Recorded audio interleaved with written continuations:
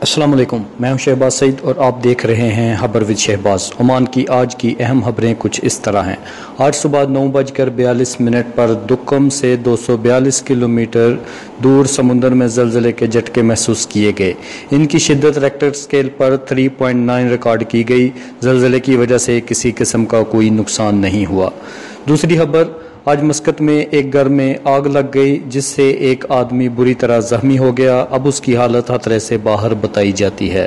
اس کے بعد نیکسٹ خبر ہے کہ آج نزوا کے علاقے میں کچھ ریزیڈنٹس کو گرفتار کیا گیا ہے۔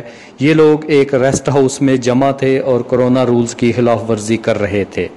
نیکسٹ خبر یہ ہے کہ آج سیب کے علاقے میں 6 دکانوں کو سیل کر دیا گیا کیونکہ یہ صفائی کا خیال نہیں رکھ رہے تھے اور کورونا رولز کی بھی خلاف ورزی کر رہے تھے۔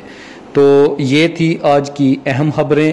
انشاءاللہ جیسے ہی کوئی نئی اپڈیٹ آئے گی آپ لوگ کے ساتھ شیئر کرنے کے لیے حاضر ہو جاؤں گا۔ تب تک کے لیے اجازت دیجیے، اللہ حافظ۔